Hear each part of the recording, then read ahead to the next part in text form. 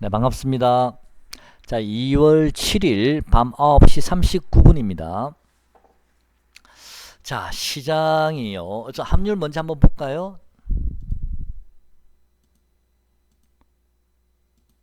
자, 환율은요, 오늘은 좀 특이한 게요. 물론 뭐 환율의 이 파동이라는 게 뭐 일정하게 움직이진 않을 거고요. 또 저는 뭐 환율을 한 20년 동안 계속 이 환율 파동을 가지고 매매를 해왔기 때문에 또 여러분과 좀 보는 시각이 조금 다른 부분도 있을 수는 있겠지만 그냥 정상적인 파동이라면요, 일반적인 파동이라면 1, 2, 3이지 않습니까? 그러면 뭐 오늘 정도 반등하면 들어온다 하더라도 요 121선 정도 음봉의 캔들 한 절반 정도까지만 상승을 하고 말고요. 그 다음에 내일 다시 음봉이 떨어져서 오파가 만들어지는 이런 모양이 나와야 되는데, 정상적이라면 오늘 환율을 보시면 아침에 갭으로 뛰어버렸습니다. 요 음봉을 완전히 위로 번쩍 위에 음봉을 먹어버리는 갭이 떠버리면서 양봉이 떴다가 5일선이 꺾이다 보니까 5일선까지 터치하고 다시 내려왔는데요. 자, 이런 경우가 생겼습니다. 근데 코스피는 또 정상적으로 하나, 둘, 셋, 넷. 자, 네 번째 음봉을 맞았죠. 자, 그러면 코스피는 언젠가는 한 번 더 양봉의 캔들이 뜰 수도 있겠다라는 생각을, 정상적인 파동이라면. 근데 파동이라는 것은 보조 지표와 비슷하다고 제가 여러분께 말씀드렸고 100%다 신뢰할 수는 없다라고 말씀드렸습니다. 자, 만약 정상적이라면 5파 양봉이 한 번 더 뜰 수 있겠죠. 그죠? 근데 이 2파 구간에서 음봉이 하나밖에 나오지 않았기 때문에 이 4파 구간에서는 바로 양봉이 뜨는 것보다는 좀 음봉이 몇 개 나왔다가 음봉이나 또는 뭐 작은 양봉이 들어가는 이 종가를 돌파하지 못하는 그런 캔들이 좀 몇 개 나왔다가 그 다음에 마지막으로 5파 상승이 캔들이 나올 수도 있습니다. 아니면 내일 당장 올릴 수도 있고, 세력 마음이죠. 어쨌든 결론적으로는 하나의 양봉이 정상적으로 하면 하나 더 뜰 수 있겠다. 그렇다면 지수상으로는 대략 한 2250에서 요 2260 정도 전고점 근처까지 그 정도로 봐야 되지 않을까 싶고요. 오늘 코스피가 2198포인트까지 대략 한 2200포인트까지 밀렸지 않습니까? 장중에 어제 62포인트 상승한 거에 절반까지 밀렸었는데요.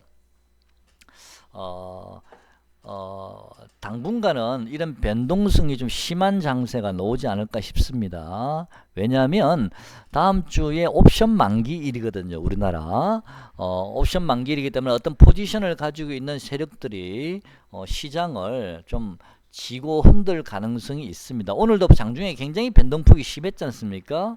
그리고 어제도 이 사실 정상적으로 갈 수 있는 62포인트가 아니거든요. 이거는 세력들이 그냥 그렇게 밀어버린 것 같습니다. 프로그램 매수를 통해서 가든 또 나중에 안 되면 또 프로그램 매도를 통해서 확 밀어버릴 수도 있는 거 나중에 또요. 그래서 옵션 만기가 임박하다 보니까 거기에 포지션을 가지고 있는 세력들이 좀 시장을 좀 현재 지락펴락 좌지우지하고 있지 않나. 그래서 당분간은 다음 주 옵션 만기일까지는 시장이 좀 변동성이 좀 심할 수가 있겠다라는 생각이 들고요. 여러분들께서는 그런 변동성을 이용해서 저점 매수, 고점 매도 하시면 됩니다. 무슨 말인지 가시죠? 내 종목이 만약에 거래가 실리면서 급등이 나오면 10% 이상 상승했을 때는 분할 매도 하시고요. 상한가까지 보지 마시고요. 상한가 하루에 우리 많이 나와봤자 뭐 6, 7개, 4개, 5개밖에 안 나오지 않습니까? 상한가 노리지 마시고요. 욕심 크게 내지 마시고, 뭐 아침에 아예 뭐 붕 갭을 띄어서 가는 건 몰라도요.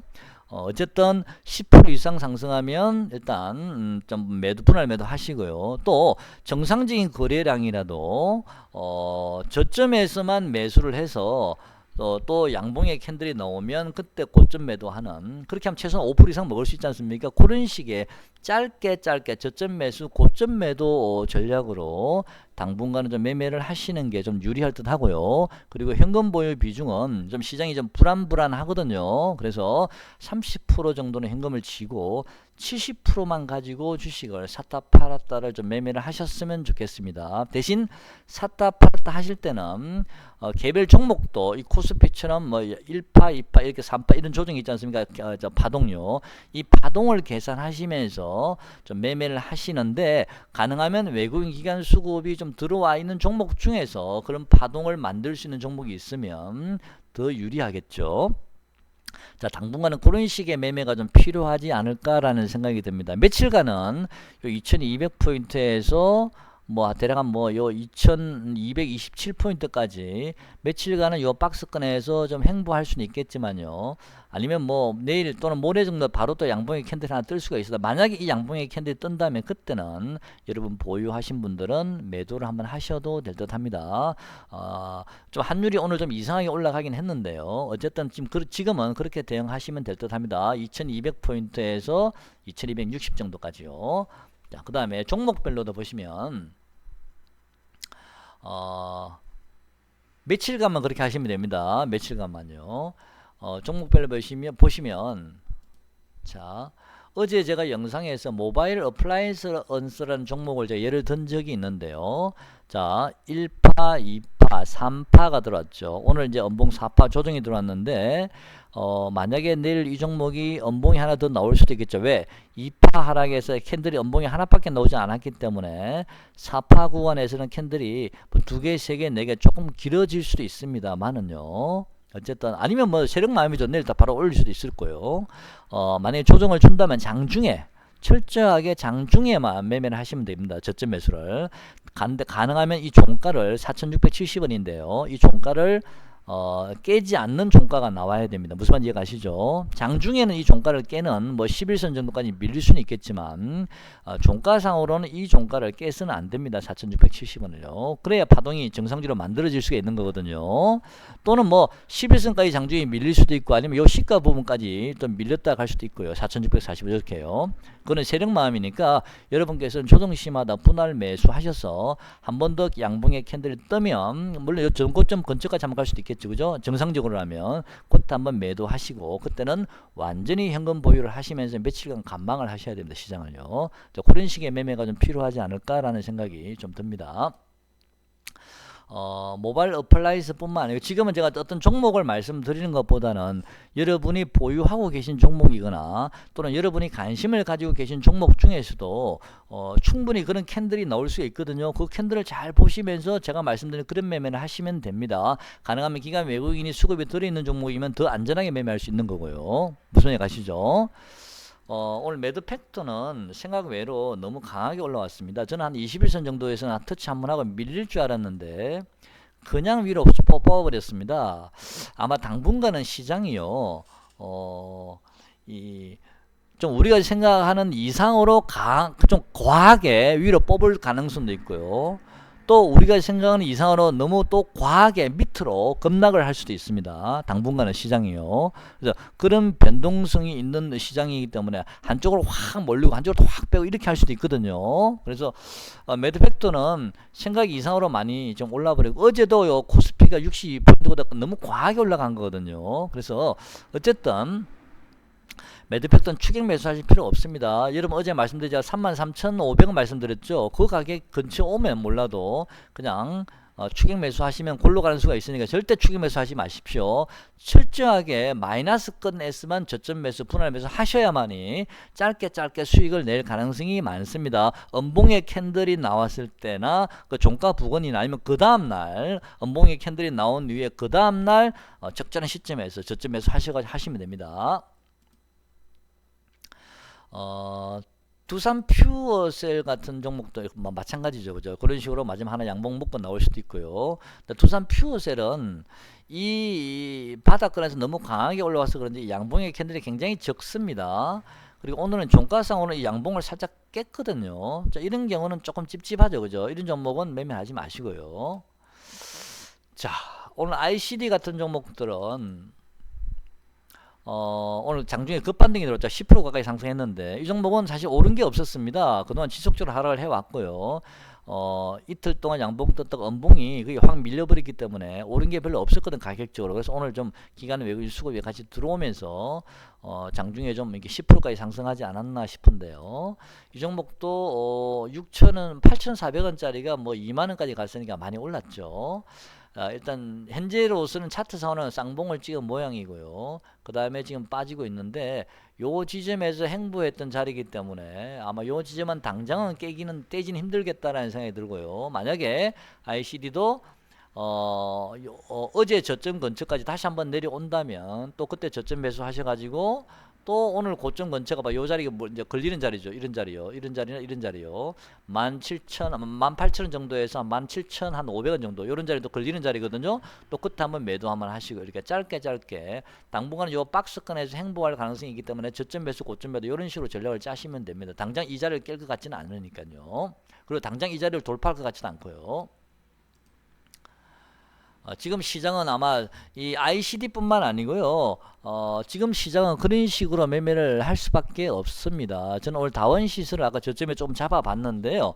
이 종목도 저는 짧게 보고 들어갔습니다. 내일 아침에는 저는 오늘 보합 근처에서 한번 정리 한번 해볼까 생각이고요.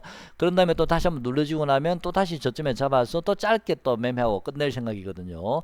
당분간은 그런 식의 매매가 좀 필요하지 않을까. 추격 매수 하실 필요는 없습니다. 다원시스 내일은요. 그렇게 하시면 되고요.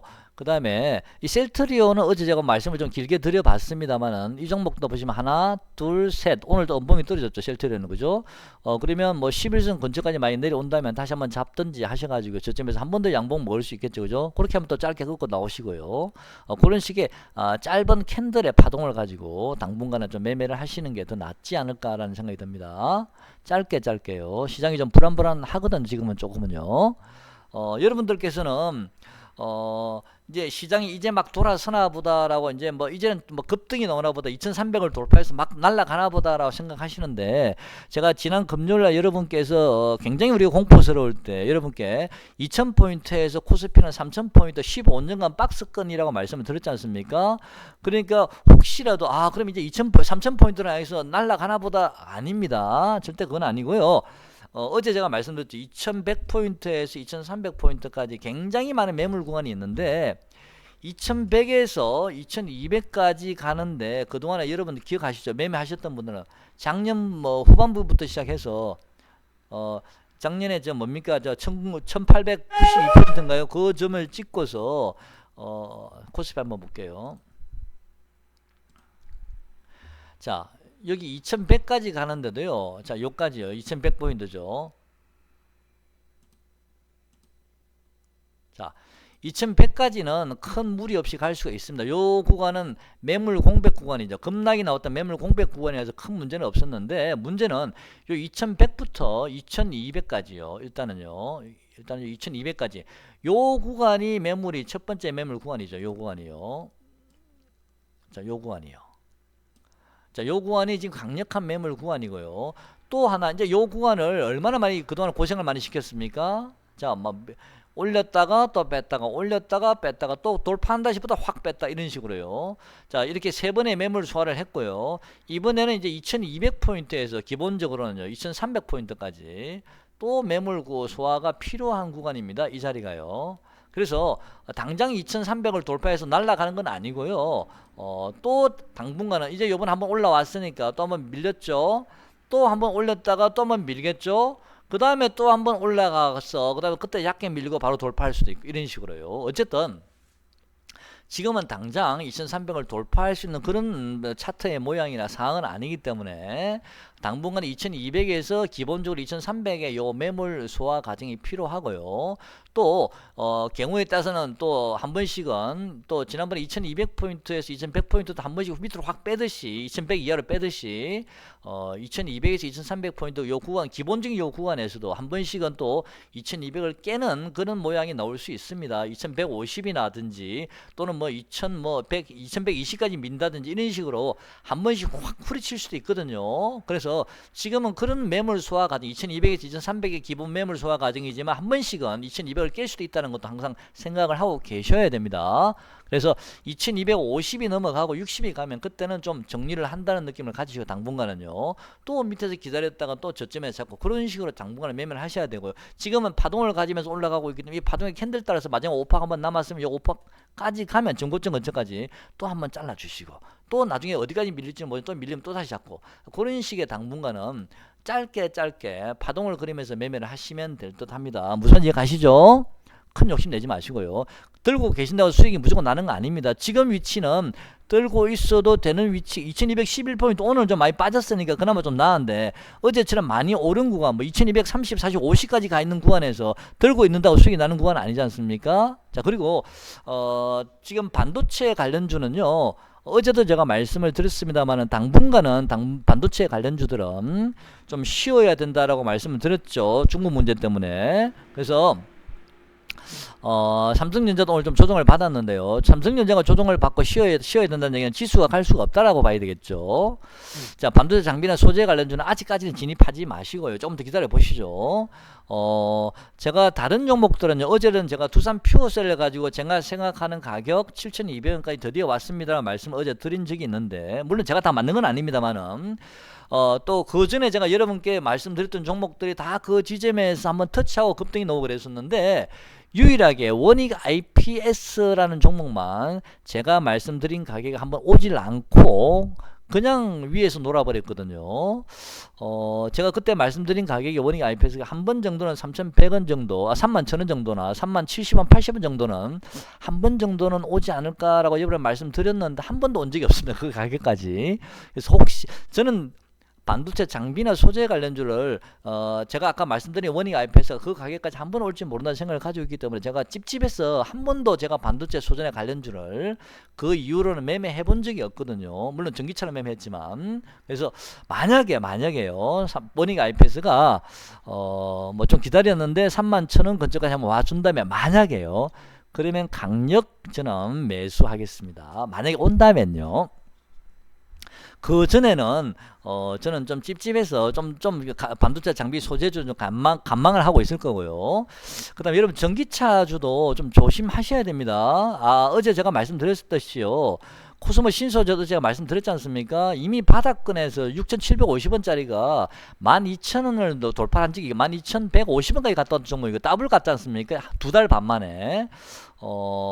너무 좀 가파르게, 물론 일진머티리얼즈가 아직도 제가 생각하는 목표까지 남았습니다만은 옆으로 이렇게 행보하게 될지 박스권을 그리면서요, 아니면 뭐 시장이 한번 밑으로 확 출렁일 때 그때 전기차주가 밑으로 훅 한번 또 뺄 수도 있거든, 가격적으로요. 그래서 지금은 올라가기에는 좀 부담스러운 자리이기 때문에 위로 가는 구간은 어느 정도 막혀 있는 구간이고 제한적이고요.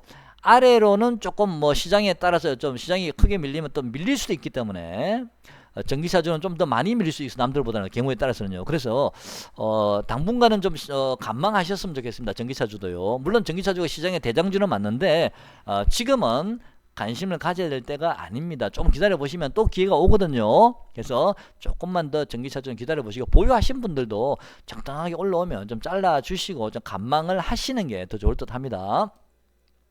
아직 목표가까지 도달은 안 했지만 좀 밑으로 확 빠지면 그때 혹시라도 전기차주도 관심을 가져보도록 하겠습니다.